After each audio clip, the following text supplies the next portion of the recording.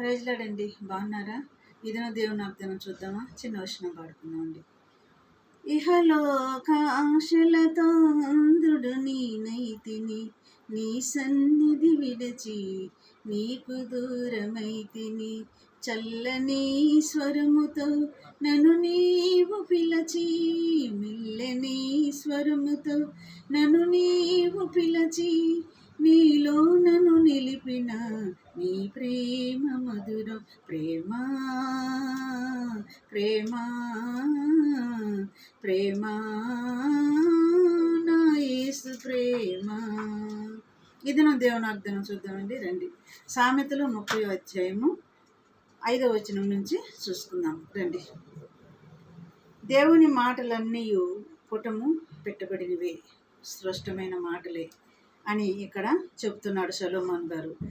ఆయనను ఆశ్రయించే వారికి ఆయన కేడముగా ఉన్నాడు. కేడముగా అంటే డాలు చేత పట్టుకొని ఏ అపాయం రాకుండా, ఏ కీడు రాకుండా మనల్ని ఆయన కాపాడుతాడు. మనం ఏం చేయాలి? ఆయన ఆశ్రయించాలి, ఆయన నీడకి మనం వెళ్ళాలి.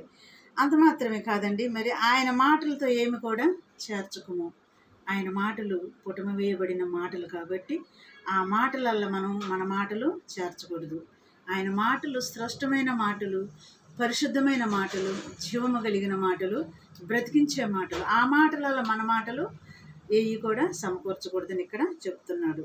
అందుకనే మరి ఆయనను నిన్ను గద్దించునేమో, ఆయన నిన్ను గద్దించునేమో, అప్పుడు నీవు అబద్ధికుడు అవుదువేమో. ఎవరు? మనమే అబద్ధికులం అవుతాము. ఆయన మాటలు ఏ మాట కూడా చేర్చకూడదు. ఈ దినం వాగ్దానం అండి. మరి వాగ్దానాన్ని బట్టి మనం ప్రార్థన చేద్దాము. మరి ఆయన మాటలు ఎలాంటివి అంట? పుటమ వేయబడిన మాటలు. జాగ్రత్తగా ఆయన మాటలు మనం ఆలకించాలి. ఆయన మాటలలో ఎవరి మాటలు కూడా చేర్చకూడదు. ఆయన పరిశుద్ధమైన మాటలు.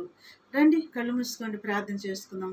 ఈ దినం వాగ్దానాన్ని బట్టి స్తోత్రములు ప్రభువా. నా తండ్రి, పుటమ వేయబడిన నీ మాటలు, పరిశుద్ధమైన నీ మాటలు, బ్రతికించే నీ మాటలు మమ్మల్ని బ్రతికిస్తున్నాయి కాబట్టి నీ మాటల ప్రకారం మేము నడుచుకోవటానికి నీ జ్ఞానం మాకు దయచేయి తండ్రి. అయా నీకు వందనాలు. నీ మాటలలో ఏవి చేర్చొద్దంటున్నావు ప్రభువా. పరిశుద్ధమైన నీ మాటల ప్రకారం మేము నడుచుకోవటానికి నీ కృప దయచేయమని నజరేయుడైన యేసుక్రీస్తు నామములో అడిగి వేడుకుంటున్నాను తండ్రి. ఆమేన్. God bless you.